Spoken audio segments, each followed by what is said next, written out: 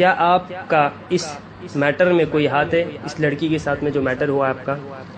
برائے مہربانی جواب دیجیے۔ جو سوال آپ نے مجھ سے کیا ہے، تو دیکھیے ایک مسلمان ہوں اور الحمدللہ میں جماعت اہل حدیث سے جڑا ہوا ہوں، اور جماعت اہل حدیث کے ناطے سے ہم صرف یہ کہہ سکتا ہوں کہ اللہ تبارک و تعالیٰ کو حاضر و ناظر مان کر اور اللہ کی قسم کھا کر میں اتنا ہی کہہ سکتا ہوں کہ میرا اس میٹر سے کوئی بھی تعلق نہیں ہے۔ یہ صرف منصب کی لڑائی ہے، عہدے کی لڑائی ہے، اور وہ شخص جس نے میرے اوپر اتنا بڑا الزام لگایا ہے وہ ہمارے مرکز تک جاتا ہے، مرکزی جمعیت اہل حدیث، اور وہاں کے ناظم اعلیٰ سے بات کرتا ہے کہ ان کو امیری کے عہدے سے ہٹائیے، یہ مغربی یو پی کے امیر ہیں، لیکن انہوں نے اس کی بات پر کان نہیں دھرا، تو اس نے یہ ایک گندا کھیل میرے ساتھ کھیلا ہے۔ ویسے تو وہ 10-12 سال سے میرے پیچھے پڑا ہوا ہے اور کوئی نہ کوئی حرکت ہمارے ساتھ کرتا ہی رہتا ہے، لیکن اب ساری حرکتوں میں جب وہ ناکام ہو گیا تب اس نے یہ گیم کھیلا ہے میرے ساتھ کہ اس لڑکی کے میٹر میں ان کو الجھایا جائے اور اس کی صفائی پیش کی جائے۔ وہ بنارس کی کون سی لڑکی ہے اس کو لاتا ہے اور اپنے گھر پہ روکتا ہے اس کو، اور کمرے میں بٹھا کر اس سے انٹرویو لیتا ہے اور اس کو پہلے سے بتا دیتا ہے کہ آپ یہ کہیے کہ میرے ساتھ ان کا جسمانی تعلق تھا۔ آج تک میں یہ ایک بات جاننا چاہتا ہوں آپ سے، بالکل آپ لوگوں کو اللہ تعالیٰ نے عقل سلیم عطا فرمائی ہے، اگر کوئی لڑکی مجھ سے جسمانی تعلق اس کے ساتھ اگر تھا تو وہ عبدالسبحان کے چکر میں کیسے آئی ہے؟ میں یہ بھی جاننا چاہتا ہوں کہ وہ اٹاوہ تک آتی بھی ہے تو ہمارے گھر کیوں نہیں آتی ہے، میرے ماں باپ کے پاس کیوں نہیں آتی ہے، اور وہ لڑکی صرف سبحان ہی کے پاس کیوں جاتی ہے اور اس کے کہنے پر کیوں بولتی ہے؟ بھائی آپ شرعی طریقے سے اگر آپ اس کا علاج چاہتے ہیں، اس کا حل چاہتے ہیں، تو اس کے لیے 4 عینی گواہ چاہیے جو آپ کے پاس ہیں نہیں۔ عدالتی طور پر بھی اگر آپ چاہتے ہیں کہ یہ معاملہ ہو تو اس لڑکی کے لیے انصاف کا پورا حق ہے، اس کو چاہیے کہ وہ جس جگہ اگر ہم نے اس کے ساتھ کوئی تعلق قائم کیا ہے تو وہاں کے کورٹ، وہاں کے تھانے میں جائے، میرے خلاف FIR کرے اور ہم سے جو ہے اس کو انصاف مانگنا چاہیے کورٹ سے۔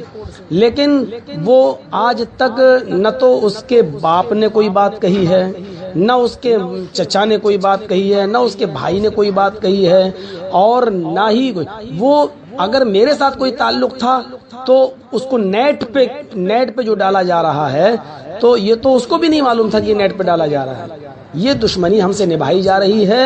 اور اس کا کوئی ثبوت نہیں ہے اس کے پاس، اور الحمدللہ میں اپنی جماعت کو کبھی شرمندہ نہیں ہونے دوں گا، اور آپ اس بات پر پورا بھروسہ رکھیے، اور میں اللہ کی ذات پر بھروسہ رکھتا ہوں، اس کے ہاں دیر ضرور ہے لیکن اندھیر نہیں ہوتا ہے، اور بہت جلدی حق آپ کے سامنے آئے گا۔ اور ایسی چیزیں ہمارے سامنے کوئی آج سے نہیں ہیں، پڑھنے کے زمانے سے ہمارے ساتھ یہ سب معاملات ہوتے رہے ہیں اور ہمیں گرانے کی کوشش کی جاتی رہی ہے،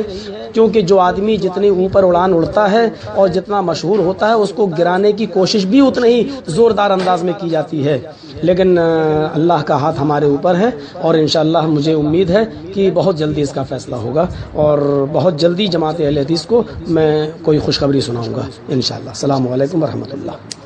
وعلیکم السلام ورحمۃ اللہ وبرکاتہ۔ ماشاءاللہ شیخ نے اچھا اپنی طرف سے خلاصہ کیا ہے، اور یہی خلاصہ جو ہے عوام اہل حدیث عوام چاہتی تھی کہ شیخ اپنی زبانی کریں، اور ماشاءاللہ یہ بہت اچھی بات ہے کہ اہل حدیثوں کے نزدیک انشاءاللہ ان قریب خوشخبری آئے گی۔ ہم انتظار کریں گے، ہم منتظر ہیں اس دن کے کہ ہمارے شیخ پر جو تہمت لگائی گئی ہے وہ تہمت کا خلاصہ ہو اور ہمارے شیخ اس تہمت سے بری ہو جائیں۔ شیخ میرا آخری سوال ہے آپ سے کہ یہ جو اسکین پیج بھیجتے کہ بنارس سلفیہ سے آپ کو نکالا گیا ہے اور آپ کو 1994 کا، تو وہ اسکین پیج بہت روٹیٹ ہوتا ہے اور کہتے ہیں کہ لوگ بھائی دیکھو ان کو مدرسے سے نکالا گیا ہے، اور اس میں الفاظ بھی ایسے کہ بھائی یہ جرجیز جو ہے یہ آوارہ بدچلن ایسے الفاظ سے انہوں نے خطاب کیا ہے اور کہا ہے کہ یہ بھاگا ہوا ہے مدرسے سے، تو اس کا خلاصہ ذرا دے دیجیے شیخ۔ اس سے ہی آپ اندازہ لگا لیجئے کہ 1994 والا ایک لیٹر جو ہے اس کو دکھایا جا رہا ہے، اس سے آپ اندازہ لگا سکتے ہیں کہ کوئی آدمی میرے پیچھے کس حد تک پڑا ہوا ہے۔ پہلی بات تو یہ کہ آج کل انٹرنیٹ کا زمانہ ہے، میڈیا کا زمانہ ہے. آپ جامعہ سلفیہ مرکزی دارالعلوم کے ذمہ داران سے آپ رابطہ قائم کریں. میں اللہ کو حاضر و ناظر مان کر کہتا ہوں اور اللہ کی قسم کھا کر کہتا ہوں کہ وہ لیٹر بھی جھوٹا ہے اور مجھے جامعہ سلفیہ سے نکالا بھی نہیں گیا تھا، بلکہ میں جامعہ سلفیہ جاتا بھی ہوں. جامعہ سلفیہ کے ارد گرد ہمارا پروگرام بھی ہوتا ہے، جامعہ سلفیہ کے اساتذہ ہمارے پروگرام میں شریک بھی ہوتے ہیں. جب بھی ہمارا پروگرام بنارس وغیرہ میں اور قرب و جوار میں ہوتا ہے تو یہ بھی ایک سازش ہے ہمارے خلاف. اس طریقے کے پرچے چھاپنا، اس کا کیا ہوا، کوئی لیٹر پیڈ ہوگا جامعہ سلفیہ کا، اس پہ کوئی میٹر پہلے سے لکھا ہوا ہوگا، تو اوپر والا جو جامعہ سلفیہ کا جو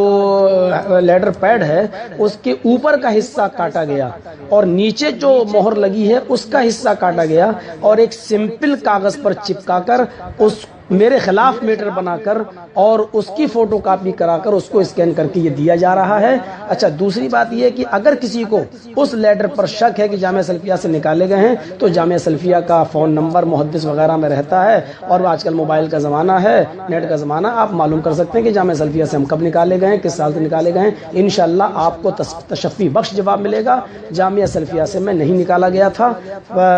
ایسی بات اگر آپ لوگ کہتے ہیں تو بس میں اس کے معاملے میں اتنا ہی کہوں گا، فلعنت اللہ علی الکاذبین، جھوٹوں کے اوپر اللہ کی لعنت ہو.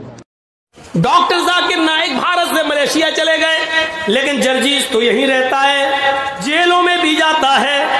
جیل کو سسرال بھی اب سمجھنے لگا ہے.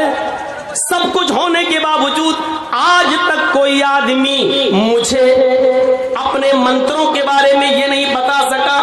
ہاں اتنا ضرور ہے کہ میرے اوپر کسی ہندو بھائی نے آج تک کیس نہیں کیا ہے. میرے اوپر جتنے بھی کیس ہوئے ہیں وہ ہمارے اپنے ہی لوگوں نے کیے ہیں.